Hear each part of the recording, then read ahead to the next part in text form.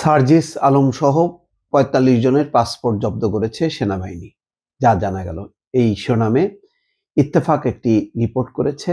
Breaking news, সেটি জহির উদ্দিন সুমন, যে সার্জিস আলম সহ ৪৫ জনের পাসপোর্ট জব্দ করেছে সেনাবাহিনী। তারা ইউরোপে যাওয়ার প্রস্তুতি নিচ্ছিল। এই খবরটি সামাজিক যোগাযোগ মাধ্যমে রীতিমতো ভাইরাল এবং ছড়িয়ে পড়েছে, মোট কথা সেই কারণে ভাইরাল। সেখানে দাবি করা হয় যে জাতীয় নাগরিক কমিটির মুখ্য সংগঠক ও জুলাই শহীদ স্মৃতি ফাউন্ডেশনের সাধারণ সম্পাদক সার্জিস আলম সহ ৪৫ ব্যক্তির পাসপোর্ট জব্দ করেছে বাংলাদেশ সেনাবাহিনী।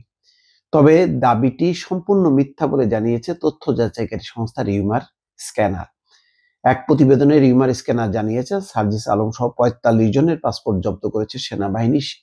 শীর্ষক দাবিটি সঠিক নয়, বরং কোনো তথ্য প্রমাণ ছাড়াই আলোচিত দাবিটি প্রচার করা হয়েছে। এছাড়া সেনাবাহিনীর পক্ষ থেকে দাবিটি মিথ্যা বলে নিশ্চিত করা হয়েছে। অনুসন্ধানের শুরুতে প্রাসঙ্গিক কিওয়ার্ড সার্চ বিবিসি নিউজ 2470 নামের একটি ব্লগ ওয়েবসাইটে গত 12 জানুয়ারি ব্রেকিং নিউজ সার্জিস আলম সহ ৪৫ জনের পাসপোর্ট জব্দ করেছে সেনাবাহিনী শীর্ষক শিরোনামে প্রকাশিত একটি প্রতিবেদন পাওয়া যায়। ওই প্রতিবেদনে দাবি করা হয়, গত 12 জানুয়ারি রাতে সেনাবাহিনী একটি গোপন অভিযানে সার্জিস আলম সহ ৪৪ জনকে আটক করে। এই সময় তাদের কাছ থেকে পাসপোর্ট ও ভ্রমণের অন্যান্য নথি জব্দ করা হয়। ধারণা করা হচ্ছে তারা অবৈধ উপায়ে ইউরোপে যাওয়ার পরিকল্পনা করছিল। এতে আরো বলা হয়, সেনাবাহিনীর এক মুখপাত্র জানিয়েছেন, আমরা নির্ভরযোগ্য তথ্যের ভিত্তিতে অভিযান চালিয়ে পাসপোর্টগুলো জব্দ করেছি।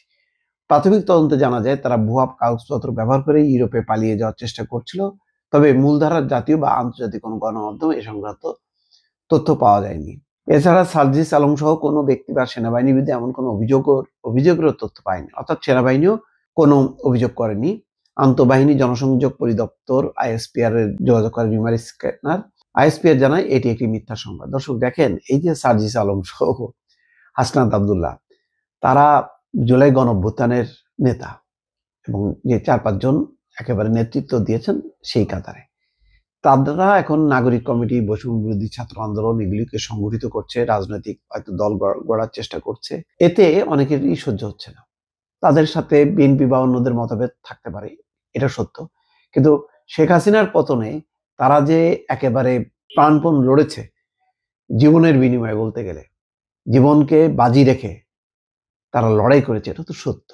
এই ব্যাপারে কোনো মিথ্যা নেই। সুতরাং আজকে তাদেরকে একটু অসম্মানিত করা, তাদেরকে খাটো করা, একটা বিভ্রান্তি তৈরি করা সমাজে, এই কাজগুলি খুবই পরিকল্পিতভাবে মহল বিশেষ করে যাচ্ছে। এবং তারা দেশে বিদেশে বসে যেভাবেই হোক না কেন ফেসবুক, টুইটার, তারপর ইনস্টাগ্রাম, ইউটিউব বা ফেসবুকের মাধ্যমে ছড়িয়ে দিচ্ছে খবরগুলো, যাতে একটা এদের সম্পর্কে একটা নেগেটিভ ধারণা হয় এবং সেনাবাহিনীর সাথে তাদের একটা মুখোমুখি একটা দ্বন্দ্ব চলছে। এই কথাগুলো যখন কি প্রচার হবে, তখন যারা হাসিনার সমর্থক পতিত সরকারের, তারা উৎসাহিত হবে এবং তাদেরকে উৎসাহিত করার জন্য এবং মানুষের মধ্যে একটা এদের ইমেজটা নষ্ট করার জন্য এই কাজগুলো তারা করে যাচ্ছে। বেশ অনেক দিন থেকে নানা রকম খবর দিচ্ছে, এটা হয়তো তারই একটি অংশ। দর্শক ভালো থাকবেন, আল্লাহ হাফেজ।